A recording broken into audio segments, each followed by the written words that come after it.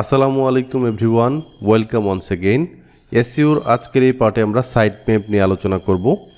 Site map হচ্ছে আমরা আমাদের ওয়েবসাইটে যেই কন্টেন্টগুলো পাবলিশ করি এইটা গুগলকে জানিয়ে দেওয়া যে আমার এই সাইটে এই কন্টেন্ট আছে, বা আমরা যখন কোনো কন্টেন্ট পাবলিশ করি সাথে সাথে ইনফর্ম যাতে গুগল জানতে পারে যে এই কন্টেন্ট আসছে।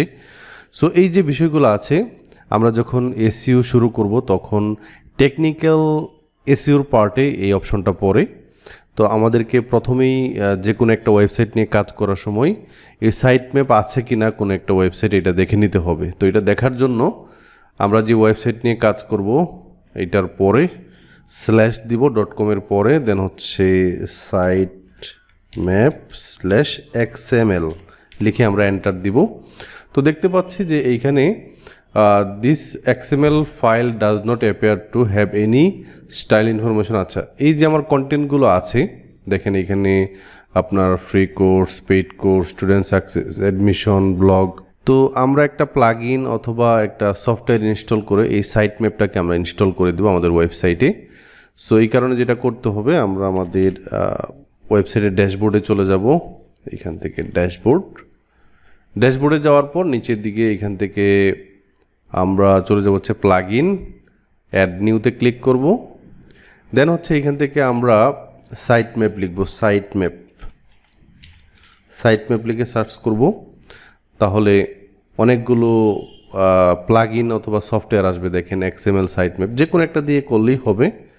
এখানে র্যাঙ্ক ম্যাথ আছে, র্যাঙ্ক ম্যাথ SEO, তারপর হচ্ছে আপনার ইউজড SEO, এই দুটো অনেক জনপ্রিয়। সো এখান থেকে আমি ইউজড SEO এটাকে ইনস্টল করব। যে কোনো একটা দিয়েও করা যাবে এখান থেকে। তো এটাকে ইনস্টল করে ফেলি।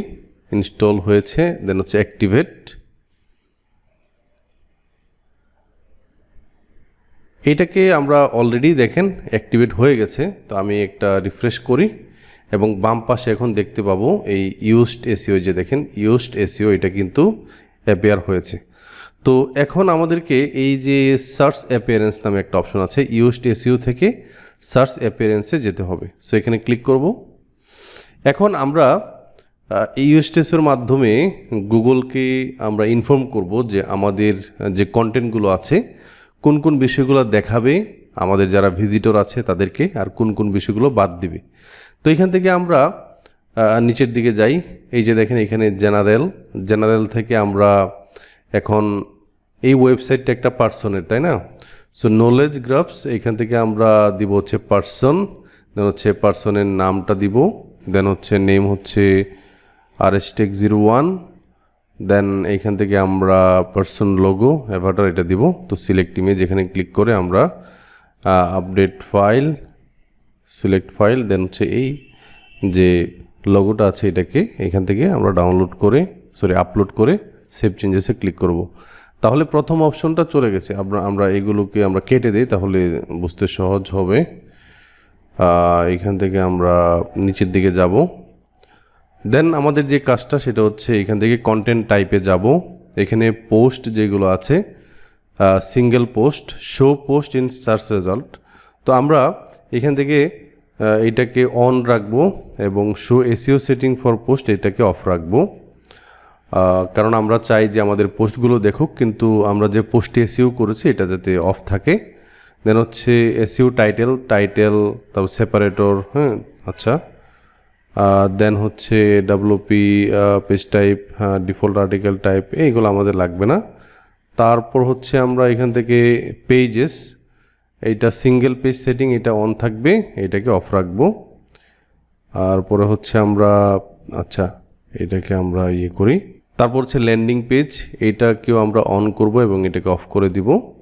দেন হচ্ছে আমরা নিচের দিকে যাব, মাই টেমপ্লেট প্রোডাক্ট, এটা যদি ই-কমার্স ওয়েবসাইট হয় তাহলে অন থাকে। তো আমি আমারটাকে অন রাখবো, অসুবিধা নেই। হচ্ছে কোর্সেস, এইখান থেকে এটাকে অন রাখবো এবং এটাকে অফ রাখবো। আমরা যে কাজগুলো আমরা এখন করবো এগুলো দেখাচ্ছি আর কি, লেসন্স, কুইজ, অ্যাসাইনমেন্ট, সেভ চেঞ্জেসে ক্লিক করবো। আচ্ছা, দেন হচ্ছে মিডিয়া, এই মিডিয়াতে আসার পর এটা সবসময় আমরা ইয়েস করে রাখবো। দেন হচ্ছে ট্যাক্সোনমিস, এইখান থেকে আমাদের ক্যাটাগরিগুলো অন থাকবে। ক্যাটাগরিগুলো অন থাকবে। তারপর হচ্ছে আপনার ট্যাগগুলোকে আমরা এখান থেকে অফ করে দিব।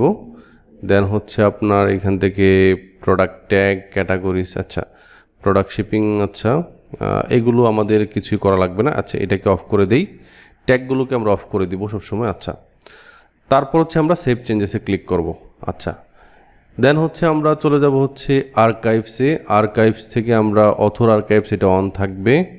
দেন হচ্ছে ডেট আর্কাইভস, এটাকে অফ করে দিব। দেন হচ্ছে স্পেশাল পেজেস, এটাকে যেভাবে আছে এভাবে থাকবে। আচ্ছা সেভ চেঞ্জেসে ক্লিক করলাম।